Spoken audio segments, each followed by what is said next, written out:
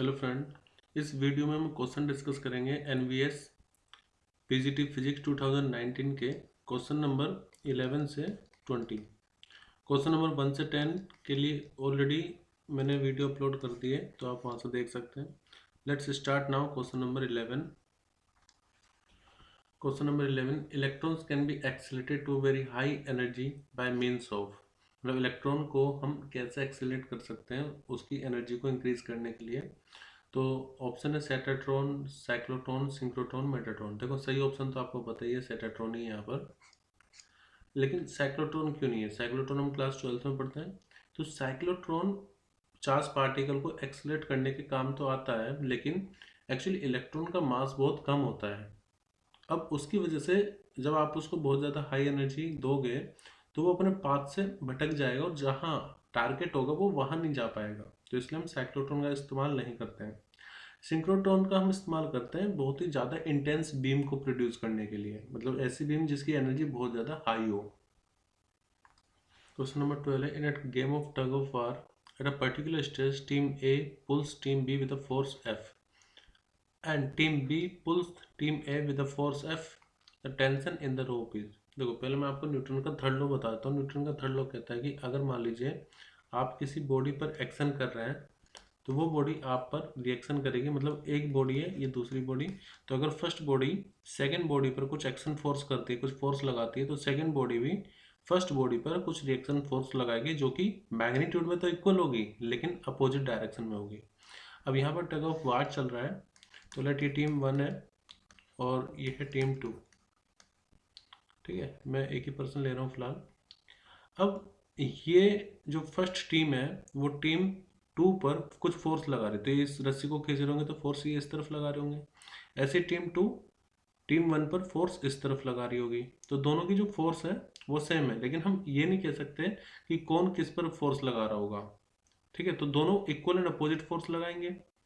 अब टेंशन कितनी होगी? तो अगर मान लीजिए मैं यहाँ से देखता हूँ तो देखो एक फोर्स इस तरफ लग रही है, तो ये जो फोर्स इस तरफ लग रही है इसमें टेंशन टी प्रोड्यूस करेगी, और ऐसे ये फोर्स इस तरफ लग रही है, यहाँ पर टेंशन टी इस तरफ होगी। तो एज ए होल अगर हम देखें जो टेंशन होगी रोप में वो एफ के ही बराबर होगी, क्योंकि हम किसी एक पॉइंट को रेफरेंस मान करके चलेंगे ये देखने के लिए कि कितनी उस पर टेंशन लग रही होगी।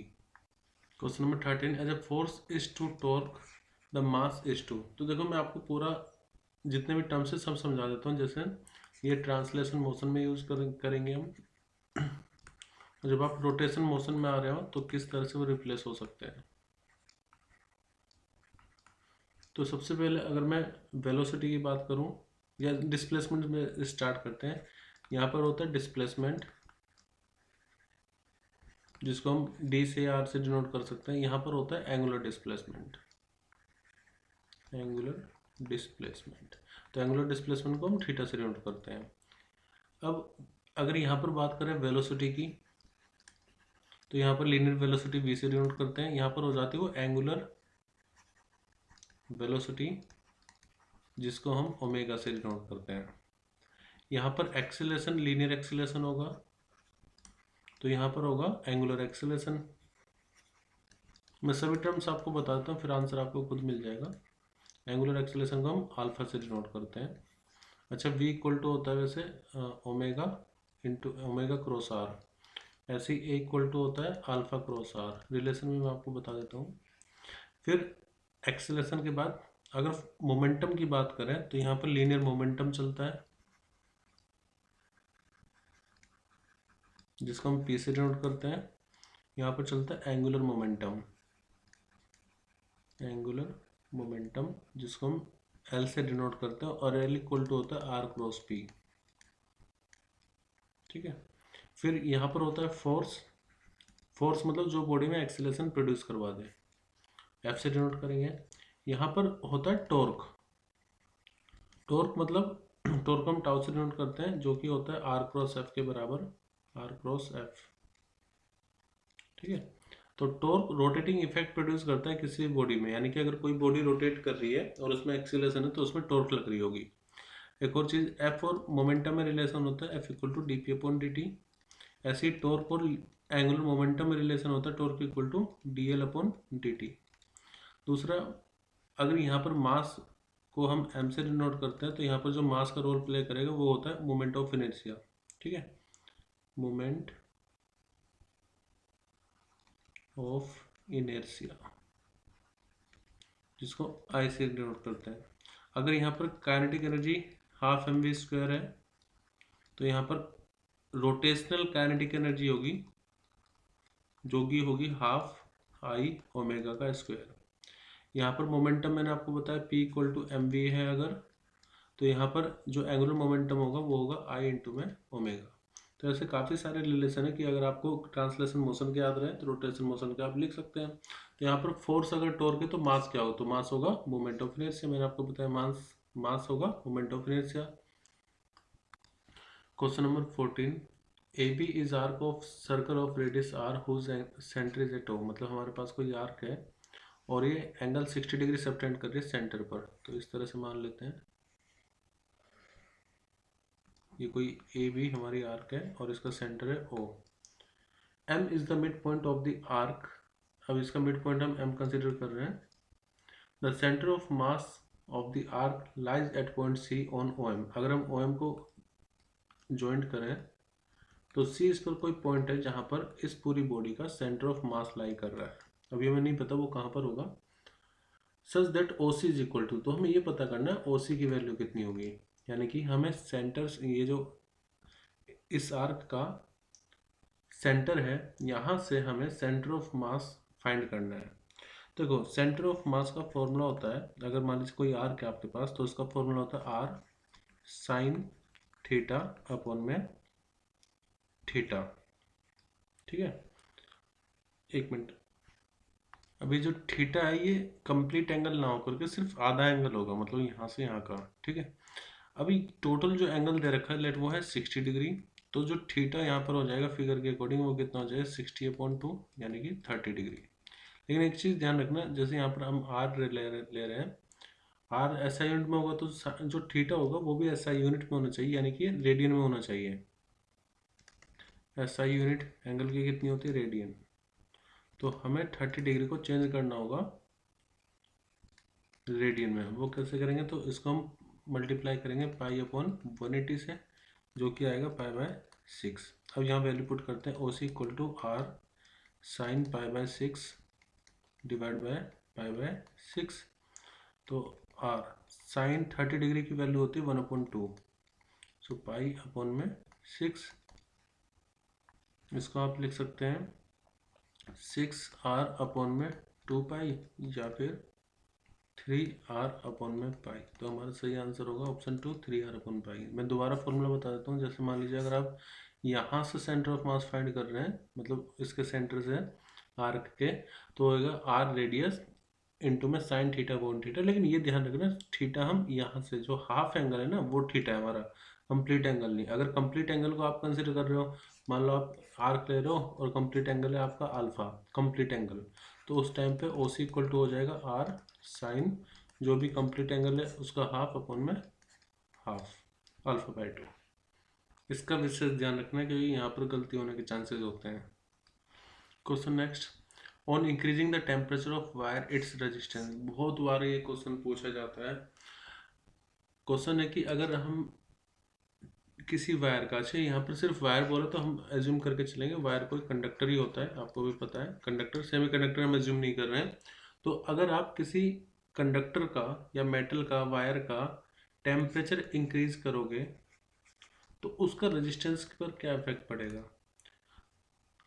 तो देखो एक फॉर्मूला होता है RT equal to R0 1 plus alpha delta t. यह हमें बताता है कि अगर कहीं पर टेम्परेचर चेंज हो रहा है, टेम्परेचर इंक्रीज कर रहा है, अगर डेल्टा टी पॉजिटिव है हमारा, ठीक है, तो टेम्परेचर के साथ रेजिस्टेंस इंक्रीज करेगा। यानी कि अगर आप टेम्परेचर को इंक्रीज कर रहे हो तो रेजिस्टेंस भी इंक्रीज होगा मेटल के लिए, ठीक है, या कंडक्टर के लिए कह सकते हो। तो यहाँ पर सही आंसर क्या हो जाएगा कि increase with the rising temperature. तो टेम्परेचर को इंक्रीज करने में, एक्चुअली जब आप टेम्परेचर को इंक्रीज कर रहे हो तो जो इलेक्ट्रॉन्स हैं उनमें काइनेटिक एनर्जी आ जाती है, और वो काइनेटिक एनर्जी इतनी ज़्यादा होती है कि वो इलेक्ट्रॉन एक यूनिक पाथ में फ्लो नहीं कर पाते।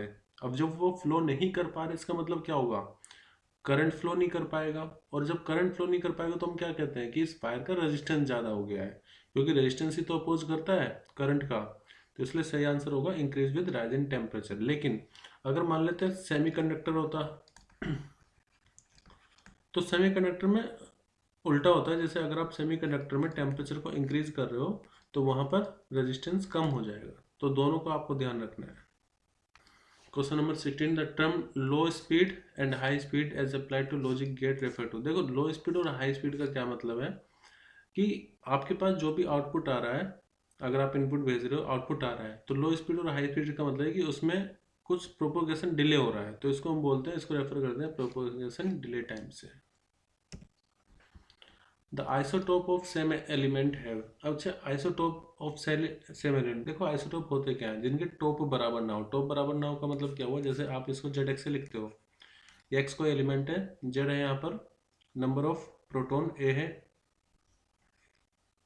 देखो मैं एक बार दोबारा एक्सप्लेन करता हूँ। The isotope of same element है, आइसोटोप में क्या चीज़ इक्वल होती है। देखो आइसोटोप क्या, जिनके टोप बराबर ना होते हो। जैसे अगर मैं बेसिकली बात करूँ तो जेड एक्स है, जेड मतलब प्रोटॉन की संख्या, ए मतलब एटॉमिक मास नंबर, और ए क्या होता है, एटॉमिक मास नंबर में number of proton number of neutron आते हैं। तो नंबर ऑफ न्यूट्रॉन क्या होता है, ए माइनस पी, यानी कि मास नंबर में से हम नंबर ऑफ प्रोटॉन माइनस कर देंगे तो नंबर ऑफ न्यूट्रॉन पता लग जाएगा। अभी आइसोटोप क्या होगा, तो आइसोटोप मतलब जिनके टोप बराबर ना होते हो। तो टोप मतलब टोप पे क्या आ रहा है, ए, तो अगर ये जेड एक्स है तो ये जेड एक्स ए डैश होगा, मतलब एलिमेंट तो सेम है लेकिन इनका जो एटॉमिक मास नंबर है वो डिफरेंट होंगे। अब एटॉमिक मास नंबर अगर डिफरेंट है तो देखो इसके लिए नंबर ऑफ न्यूट्रॉन आएगा ए माइनस जेड, और इसके लिए नंबर ऑफ न्यूट्रॉन आएगा ए डैश माइनस जेड। तो नंबर ऑफ न्यूट्रॉन आप देखो दोनों के लिए डिफरेंट आएंगे ना, क्योंकि ए की वैल्यू डिफरेंट है लेकिन प्रोटॉन तो सेम है दोनों में। तो हम क्या कहेंगे, the isotope of same element have same number of proton but unequal number of neutron. मतलब कि आइसोटोप में नंबर ऑफ प्रोटॉन तो सेम रहेंगे लेकिन नंबर ऑफ न्यूट्रॉन डिफरेंट रहेंगे। अच्छा, बहुत सी बार पूछा जाता है आइसोबार, आइसोबार। तो आइसोबार की कहानी ये है कि जैसे दो एलिमेंट है, ठीक है, उनके जो एटॉमिक मास नंबर है वो तो सेम रहेंगे लेकिन जो नीचे आ रहा है बार में नीचे, तो वो डिफरेंट रहेंगे। ठीक है, तो आइसोबार में नंबर ऑफ प्रोटॉन डिफरेंट रहेंगे, ठीक है, लेकिन उनका जो एटॉमिक मास नंबर होगा वो सेम होगा। क्वेश्चन नंबर 18, यहाँ पर आपको तीन स्टेटमेंट दी हुई है Newton's gravitation law of gravitation पर। पहले मैं आपको बताता हूँ ये होता क्या है। न्यूटन्स लॉ ऑफ ग्रेविटेशन कहता है कि अगर आपके पास कोई भी दो मास है m1 और m2 और उनके बीच का सेपरेशन है r, तो जो फोर्स होगा वो डायरेक्टली डिपेंड करेगा उनके प्रोडक्ट ऑफ मासेस पर, और इनवर्सली डिपेंड करता है उनके बीच का जो भी सेपरेशन है उसके स्क्वायर पर।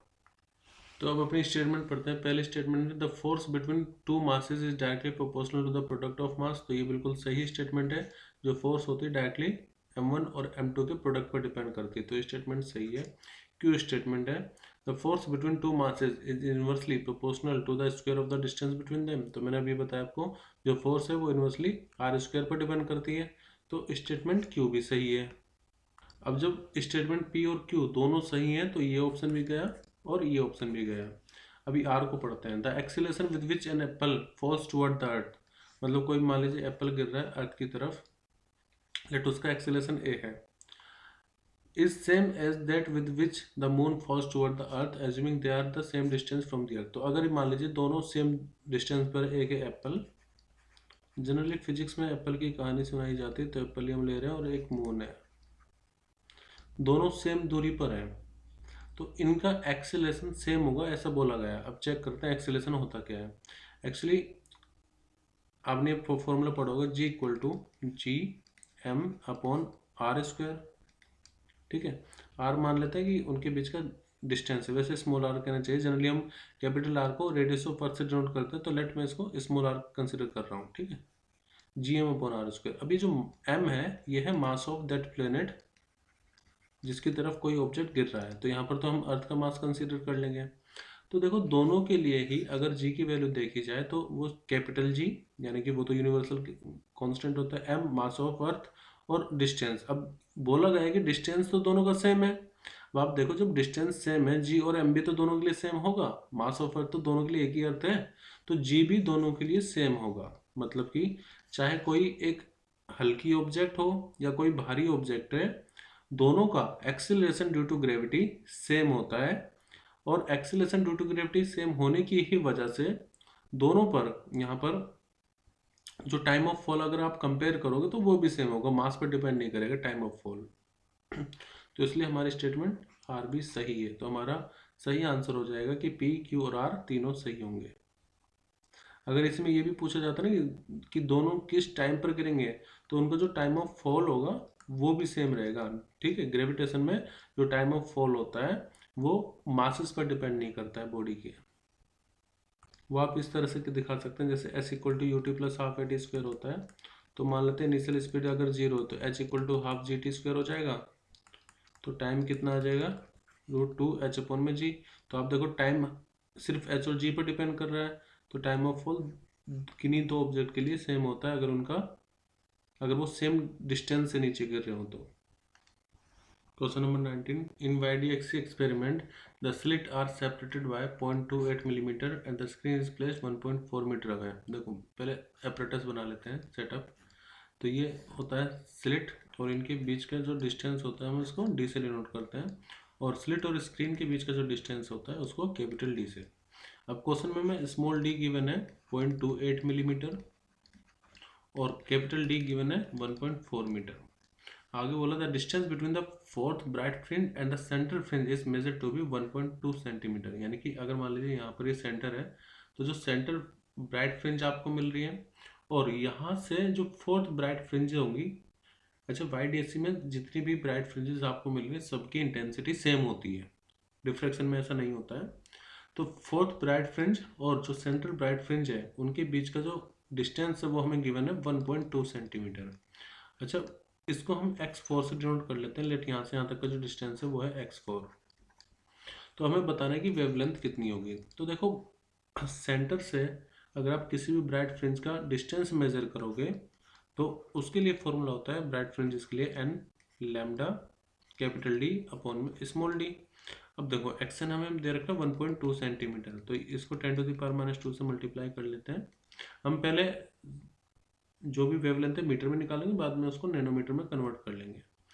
एन है हमारे पास 4 इंटू में लैम्डा निकालना है, कैपिटल डी की वैल्यू कितनी 1.4 metre divide by small d है 0.28 मिलीमीटर है, तो 10⁻³ से मल्टीप्लाई कर लीजिए। ये हो जाएगा 1.2 into 0.28 into 10⁻², 10⁻³ divided by 4 into में 1.4, ये आ जाएगा वेवलेंथ लैम्डा।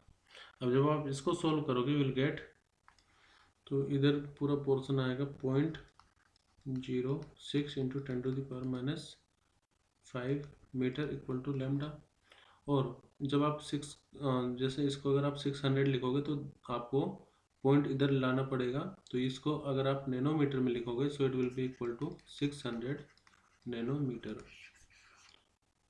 इसको आप ऐसे भी कर सकते हो कि जैसे ही वेवलेंथ है 0.06 इंटू 10⁻⁵, तो आप इसको 10⁹ से मल्टीप्लाई कर लीजिए, ये हो जाएगा 0.06, 10⁻9 में से 5 जाएगा 4। या फिर आप पॉइंट को यहाँ पर ये 0 पॉइंट, इसको मैं यहाँ लिख देता हूँ, ये 0.06 इंटू 10⁴ आ गया, तो इसको पॉइंट हटाओगे तो 10⁻², तो 6 इंटू 10⁴ अपॉन में 10⁻², जिसको आप 6 इंटू 10⁻² लिख सकते हो या फिर 600 नैनोमीटर भी लिख सकते हैं। तो इसी तरह से आप कन्वर्ट कर सकते हैं। नेक्स्ट क्वेश्चन करते हैं, question number 20। The phase difference phi and the path difference, देखो इनका रिलेशन क्या होता है। जैसे फाई है फेज डिफरेंस, तो ये बराबर होता है 2π upon lambda into path difference के। ठीक है, तो यहाँ पर सही आंसर होगा हमारा phase difference equal to 2π upon lambda into path difference. तो ये थे हमारे क्वेश्चन 11 से 20। अब नेक्स्ट वीडियो में हम क्वेश्चन डिस्कस करेंगे 21 से 30।